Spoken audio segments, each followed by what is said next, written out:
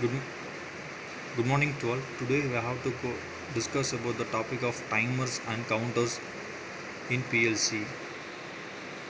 The timers and counters are also is not in a hardware device which incorporated in PLC. It's a like in a software instructions. The timer have an inbuilt options in PLCs. The most common used PLC instructions and after the coil and contact is in a timers. The timing relay is a simple that of control relay except that certain its contacts are designed to operate at preset intervals after the coil is energized or de-energized. All the PLC timers are output instructions. It will be connected in outputs instructions.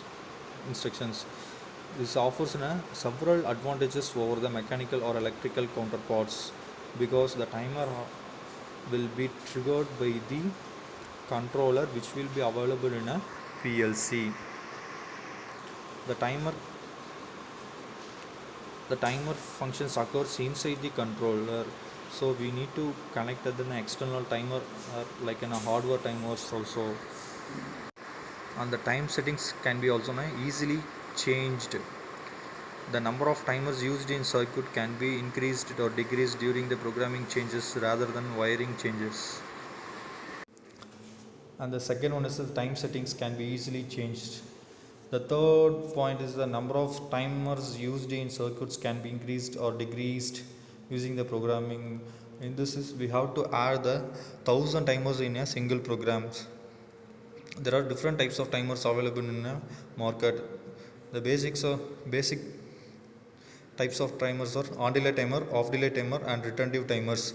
The on delay timers is also known as a timer which will be on the outputs after the time delay, and off delay timers is also known as a which will be off the outputs after the time delay. And the third one is retentive timer. It will be resumed whenever the your PLC will be shut down. After the reset it will be resume the timing. The first one we have to discuss about the on delay timer. An on delay timer is used when you want to program a time delay before an instructions become true. In this diagram we have to connect the input and as an input device, and finally we have to connect the timer at the output sessions.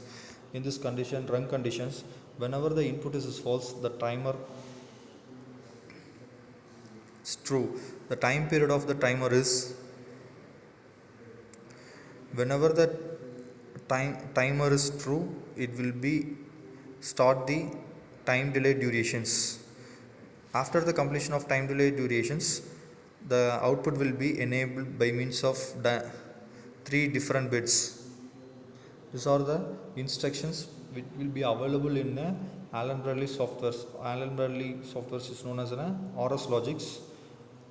The software instructions, the timer instructions, on delay timer instructions, it will be indicates the instructions like T on defines the on delay timers, and timers time based preset and accumulated value.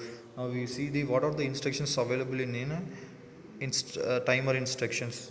First one is the timer number. It will be indicate the address of the timer T4 colon 0. The T4 defines the file number of the timer file number, and 0 indicates the number of timers used in the programs. It will starts from 0 to 999. Next one, time base. The time base is also expressed in seconds also. It may be either 1 seconds or 0.1 seconds, 0.01 seconds. It's an example shows the always it will be used in 1.0. It indicates the variations in seconds, and preset values it also shows in how much time we have to make a delay. It's around values 32767. In the timer instructions we have three different outputs that will be done bit, timer timing bit and enable bit. These are the address types we have to give to as an input.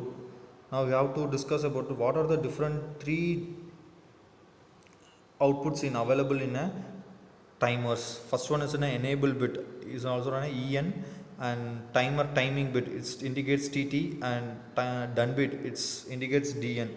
This is a time First one is we have to see enable bit. The enable bit is a true whenever the timer instruction is true.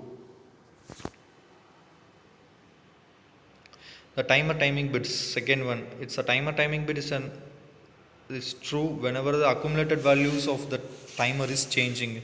It will be available or energized only in the changing timer changing periods. Next one is the done bit. It is the most commonly used bit in the timers. Which states whenever the accumulated value reach the preset values. It states depends on the type of timer being used. When we complete the presets value or delay time, it will be energized automatically. If you give a 20 seconds time delay, after the 20 seconds it will be enabled. If you can use as an input for the next processing. These are the main. This is one of the basic PLC time delay program. It will be shows the timer numbers and time base. We have to give 1 seconds and presets for values 10. It's 10 indicates the 10 seconds and accumulated value now it will be 0. When you press the input A, the timer will enable. Once the timer will be enabled, the enable bit and timer timing bit will be energized. So the output B and output D will be energized. Now the timer will be changing in the accumulated values.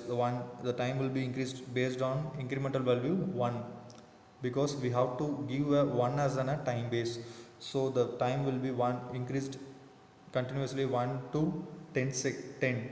After the 10, the preset value and accumulated value will be equal. In the seconds, that output C will be energized and output D will be energized and C will be de-energized, because after the 10 seconds done bit will be enabled and TT will be de-energized and enable will be energized until the timer will be off. Thank you for the sessions.